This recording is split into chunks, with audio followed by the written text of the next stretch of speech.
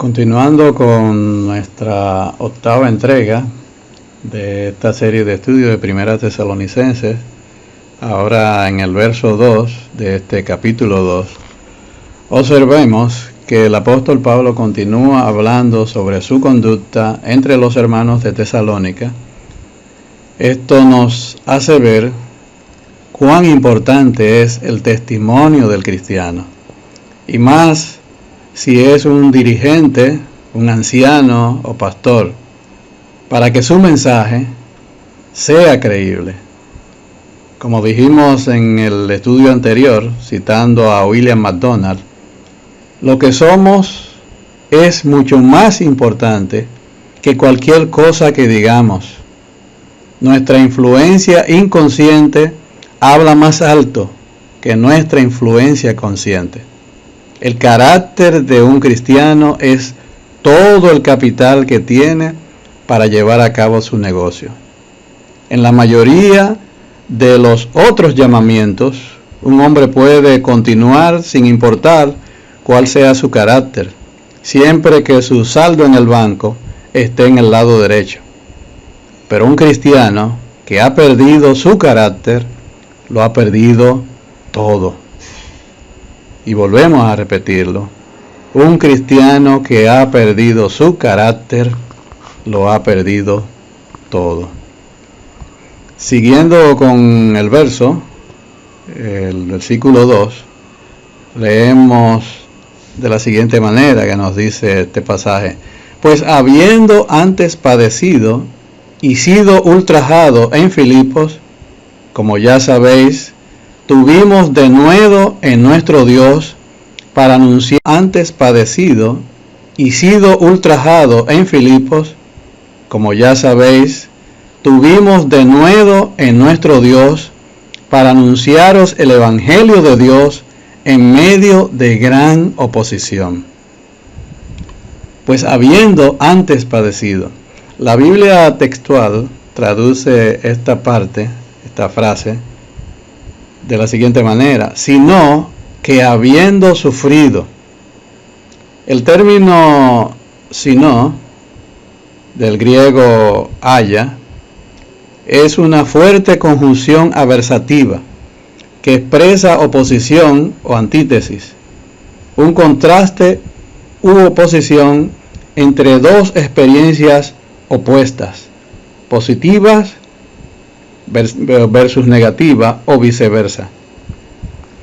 En griego hay más de una palabra para sino, y este versículo comienza con la palabra versativa más fuerte a disposición de Pablo, y por lo tanto hace el mayor contraste posible con la sección anterior, es decir, el versículo 1, porque nosotros mismos sabéis, hermanos, que nuestra visita a vosotros no resultó vana, sino que, y aquí viene, habiendo antes padecido.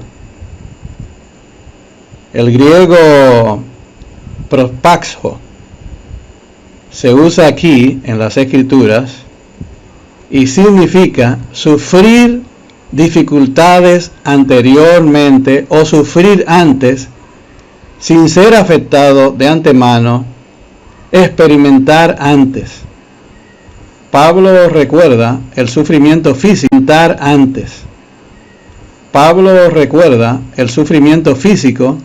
que él y Silas habían sufrido en Filipos, según lo registrado por Lucas en Hechos capítulo 16, del 23 y 24.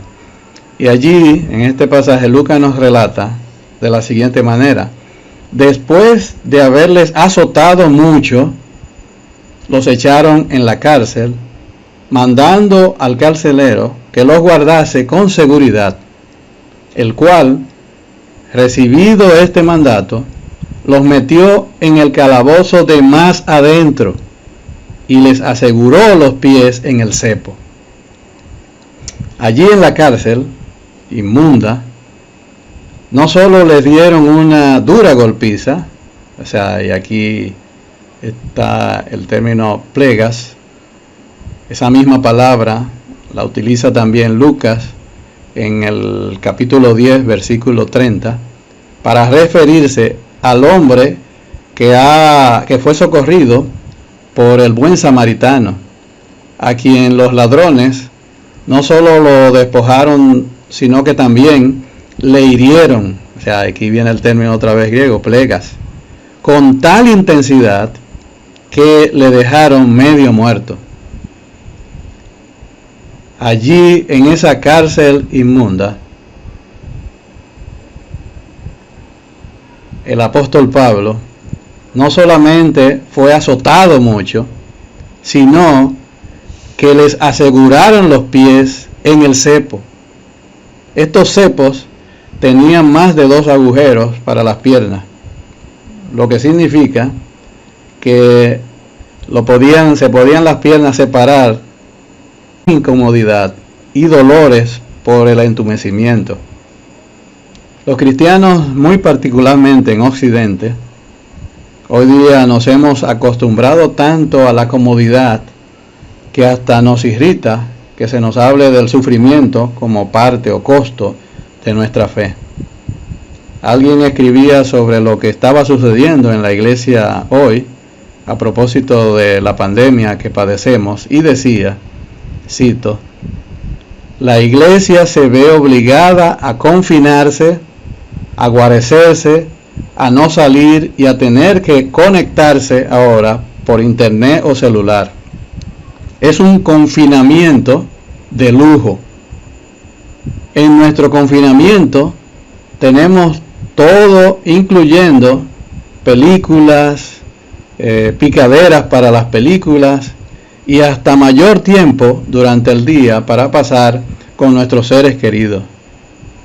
Pero sigue siendo un confinamiento y ningún confinamiento es agradable. El nuestro es incómodo, molesto, porque altera nuestro estilo de vida y nos restringe de ir y hacer lo que nos gusta. Notemos que no dice, nos restringe de ir y hacer lo que le gusta al Señor, sino lo que nos gusta a nosotros. Tenemos que admitir que realmente nuestra cuarentena, con todo y ser un confinamiento, que por definición es recluir algo o a alguien dentro de límites, es un confinamiento de lujo. El apóstol está dando testimonio de una experiencia agradable, muy dolorosa. Sin embargo, esta experiencia negativa, al igual que sus prisiones, como dice en Filipenses 1:12, habían redundado, es decir, ayudado más bien para progreso del Evangelio. Como señalaba a sus hermanos filipenses, el progreso había sido doble. Dice él más adelante, el Evangelio había llegado a la guardia pretoriana y los cristianos habían sido incitados a dar un testimonio más intrépido, o sea, sin temor a los peligros que esto conllevaba. Versículos de Filipenses 1, 13 y 14. Debemos preguntarnos, hermanos, ¿estamos nosotros en medio de todas las incomodidades de esta cuarentena, dando testimonio a nuestros parientes, nuestros vecinos y nuestros conocidos de nuestra fe? Continuando con este verso 2, nos sigue diciendo el apóstol Pablo, tuvimos de nuevo en nuestro Dios. El término de nuevo en el griego es paresiasomai. Significa literalmente hablar toda palabra y transmite la idea de libertad para decir algo. Y por lo tanto significa hablar libremente, abiertamente, audazmente, sin miedo, sin restricciones. Los griegos usaron esta palabra para hablar en una asamblea democrática. Significa ser intrépido y valiente en el discurso. ser intrépido y valiente en el discurso, lo que refleja una actitud de apertura que proviene de la libertad y la falta de miedo. Pablo apela a sus experiencias personales en Tesalónica, que los santos conocían bastante bien. El apóstol Pablo era humano, al igual que usted y que yo, con debilidades y flaquezas. Pero su fuente de valor y su discurso audaz no estaban apoyadas en sí mismo. En otras palabras, no eran de él, sino que esa fuente de valor y ese discurso audaz eran de parte de Dios. Él mismo, el apóstol Pablo mismo, nos recuerda su humanidad, por ejemplo, en Corintios, escribiendo que estaba entre ellos, nos dice 1 Corintios capítulo 2, versículo 3, con debilidad, es decir, literalmente sin fuerza, en un estado de capacidad limitada para hacer algo, y mucho temor, o sea, mucho en cantidad, y temblor, es decir, temblores de miedo. En este caso, su debilidad era en el sentido espiritual, sintiéndose sin fuerzas propias y por lo tanto dependiendo total y absolutamente de Dios. El apóstol no era un superhombre, sino uno que, reconociendo su debilidad intrínseca, dependía total y absolutamente del Señor. ¡Qué tremendo ejemplo! De nuevo, dice el apóstol, es decir, arrojo y valentía de qué? Para anunciaros el Evangelio de Dios. Para predicar con fidelidad el mensaje del Evangelio de Dios se requiere mucho valor. Las presiones que recibe un predicador hoy en día para que haga menos ofensivo su mensaje, pensando que con ello se hará más aceptable para los pecadores, son innúmeras. Hoy abundan los que proponen métodos para hacer que el Evangelio sea del gusto de las masas, aguando el mensaje.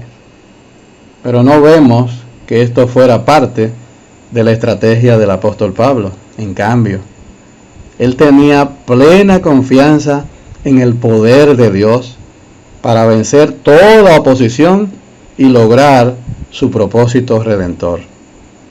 El siervo de Dios predica el mensaje verdadero e incondicional que Dios ha presentado en su palabra, no otro mensaje, no un mensaje aguado, ni del gusto de las masas. Lo hace por el bien de la verdad, no por popularidad personal. Y cuando llega la oposición, él confía en el poder de Dios y se mantiene obediente a su llamado. Todo lo que era verdad de Pablo y de sus compañeros lo es con todos los predicadores dedicados, verdaderos del Evangelio. Ellos estuvieron dispuestos a pagar el precio, el costo de confrontar fielmente a los pecadores con la verdad del Evangelio y descansaron audazmente en el soberano y supremo poder de Dios. Ya lo dijo el apóstol Pablo en Gálatas 1:10. ¿Qué busco con esto? ¿Ganarme la aprobación humana o la de Dios? ¿Piensan que procuro agradar a los demás? Si yo buscara agradar a otros, no sería siervo de Cristo. Los hermanos fundadores de lo que hoy se conoce como los templos bíblicos supieron verdaderamente esto. Nuestra hermana doña Mariana Carter, en sus memorias, cuenta el precio que los hermanos tuvieron que pagar por predicar el Evangelio. Nos dice ella en su libro: aprendí lo que significa sembrar la palabra de Dios con lágrimas durante los primeros años en La Vega. Casi cada vez que salíamos de la casa, nos seguía un grupo voceando: fuera, fuera de nuestra nación, no les queremos aquí. Cuando celebrábamos los servicios, tiraban piedras sobre el techo de zinc para que no se oyera el mensaje del predicador. Nos llamaban por muchos nombres, incluyendo el de diablos, y nos tiraban basura y hasta fuegos artificiales por las ventanas abiertas. Pero hermanos, qué alentador saber que ellos no se atemorizaron, sino que a pesar de todo, continuaron predicando con denuedo el evangelio de la gracia salvadora. Si pensamos que el hermano L.B. Smith y su esposa vinieron a la 1919 y los esposos Peter King con sus 2 niños pequeños al año siguiente, estamos diciendo que coincidió esta fecha con la pandemia de la influenza, también conocida como la gripe española, considerada la pandemia más devastadora de la humanidad, de la historia de la humana, ya que en solo un año mató entre 20 y 40 millones de personas, que solo en la ciudad de Santiago se estima que afectó al 66% de la población y falleció el 2% de unos 16.447 habitantes. Pero esto no atemorizó a estos hermanos. Ellos continuaron con valor predicando el evangelio de Dios. ¿Cuánta falta hacen hombres y mujeres de esa talla como ellos? Dice el apóstol Pablo, para anunciaros el evangelio de Dios. La leo, que es la palabra traducida anunciaron, se usa como un contraste del silencio, sea este voluntario o impuesto. Ellos no se mantuvieron callados, sino que hablaron a diestra y a siniestra el evangelio. Y esto acontecía en medio de gran oposición. La palabra oposición viene de la palabra griega agón, de donde viene nuestra palabra española agonía, contender por un premio. Era una palabra bien conocida para los griegos, que eran locos con los deportes. Agón representaba la lucha de los atletas griegos en las Olimpiadas, agonizando para ganar el trofeo, ya fuera en el boxeo, en la carrera, en la lucha. La idea es la de una competencia atlética que es extenuante y exigente. Sin embargo, en el texto nuestro significa oposición profunda y ferviente, acompañada de fatiga y peligro. Gran oposición. El que piense que vivir con fidelidad la vida cristiana, sin con ello pagar un precio, está muy equivocado. Pablo le escribe a su hijo en la fe, Timoteo, su última carta antes de ser ejecutado, y le dice: y también todos los que quieren vivir piadosamente en Cristo Jesús padecerán persecución. Así es que, como nos dice nuestro hermano Silvestre, vayan pensando, queridos hermanos, en todas estas cosas. Mañana, Dios mediante, en la voluntad de nuestro Señor, continuaremos con nuestra serie de estudio. Y si usted ha recibido alguna bendición, nos gustaría a sus hermanos Franklin Álvarez y quien les habla, Ernesto Ramírez, saberlo. Tengan por seguro que será de gran estímulo para nosotros, para